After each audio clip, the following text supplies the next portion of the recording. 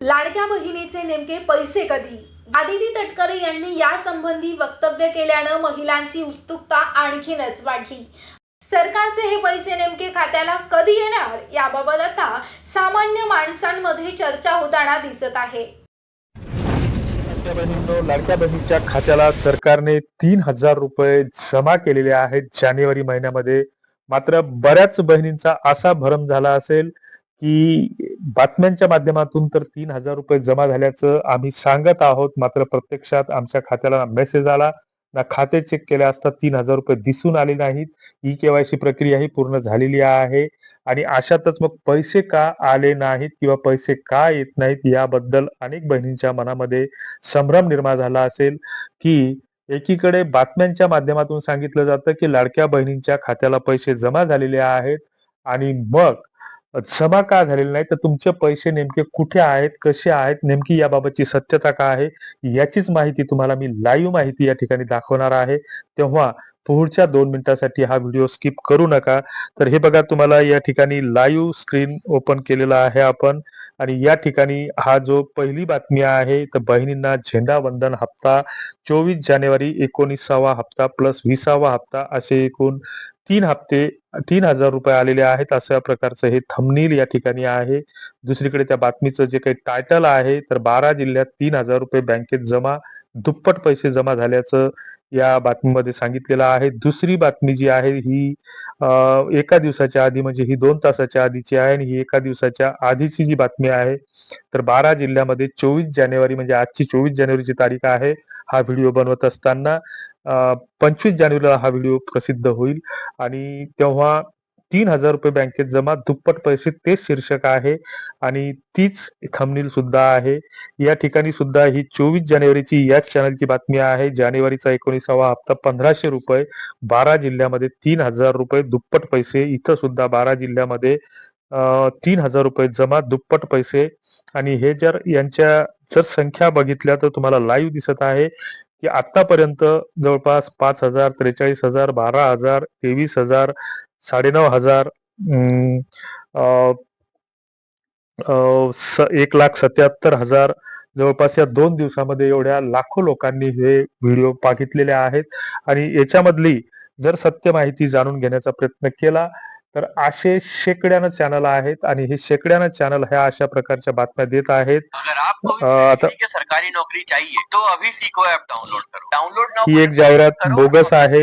याच्यावर असं काही लक्ष ठेवू. सबसे ट्रेंडी कुर्ता सेट सिर्फ मीशो पर। अभी आप डाउनलोड करें। लाडकी बहीण योजनेचे पैसे यायला सुरुवात झालीये। मेसेजेस आलेले आहेत। पहा, 1,500 रुपये खात्यात आल्याचा मेसेज तुम्ही इथे बघू शकता। काही महिलांना 3,000 रुपये जमा झाल्याचा मेसेज, तर काही महिलांना 4,500 रुपये देखील एकत्र जमा झालेले आहेत। आता तुम्ही बघितलं असेल की ह्या अशा ज्या बातम्या आहेत, तर ह्या अनेक अशा खोट्या आणि फेक बातम्या आहेत की ज्या तुम्हाला आम्हाला म्हणजे याच्यामध्ये कुठल्या तरी जुन्याच व्हिडिओच्या क्लिप कट केल्या जातात आणि त्या अपलोड केल्या जातात. ना याच्यावर सरकारचं नियंत्रण आहे, ना तुमचं आमचं कोणाचं नियंत्रण आहे. आम्ही याच्यासाठी काय करू शकतो, तर या ठिकाणी जे काही बातम्यांचं शीर्षक असतं, तर त्या ठिकाणी फक्त रिपोर्ट करणं आपल्या हातात असतं की ह्या चुकीच्या बातम्या अशा दिल्या जातात की वेगळे जुन्या व्हिडिओच्या क्लिप काढल्या जातात आणि त्या तुम्हाला आम्हाला सांगितल्या जातात. मग याच्यामुळे होतं काय, की तुम्हाला आम्हाला वाटतं की याच्यामुळे आमचं काही नुकसान होत नाही, 5-10 मिनिटाचा वेळ वाया जातो, पण तसं होत नाही. मित्रांनो, एखादा व्यक्ती जर समाजामध्ये अशा अफवा फैलवण्याचा प्रयत्न करत असेल, तर अफवामुळे काय होऊ शकतं किंवा चुकीच्या माहितीमुळे किंवा चुकीच्या गोष्टीमुळे काय होतं, याचा अनुभव तुम्ही 2-3 वर्षापूर्वी घेतलेला आहे की बऱ्याच अशा अफवा फैलल्या की मुलं पळवणारी टोळी आलेली आहे आणि मग त्याच्यामुळं पालघरमध्ये 3 साधूंची हत्या झाली. त्याच्यानंतर आम्ही बऱ्याच निरपराध लोकांना जे काही पोटं भरण्यासाठी घर सोडून, घरदारं सोडून आलेले आहेत, तर अशा लोकांचे मॉब ब्लिचिंग सारखे प्रकार घडले आणि त्यांचे खून झालेले आहेत. त्यांना मार खावा लागला आणि अशा घटना घडलेल्या आहेत. तुमची आमची मुलं सुद्धा कुठं बाहेरगावी, बाहेर राज्यात कामाला गेलेली असू शकतात. आपल्यालाही बऱ्याचदा बाहेरच्या ठिकाणी कामासाठी, ऊस तोडणीसाठी, इतर कामासाठी जावं लागतं. तर अशा घटना आपल्यासोबत बी घडू शकतात आणि चुकीच्या किंवा खोट्या गोष्टीचं कुणीही समर्थन करू नये, आम्ही या मताचा आहोत. तुम्हाला काय वाटतं ते कमेंट बॉक्समध्ये तुम्ही कळवलं पाहिजे.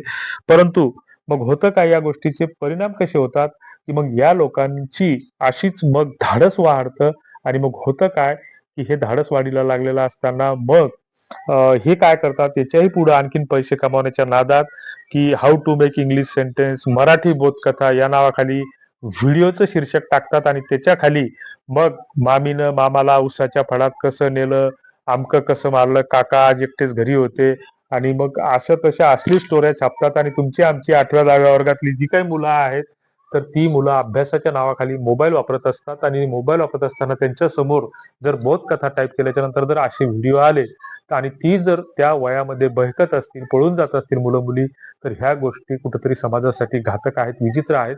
तर अशांच्या आपण मेलद्वारे तक्रारी केल्या पाहिजे, YouTubeकडे रिपोर्ट केलं पाहिजे आणि या गोष्टीचं समर्थन करू नये.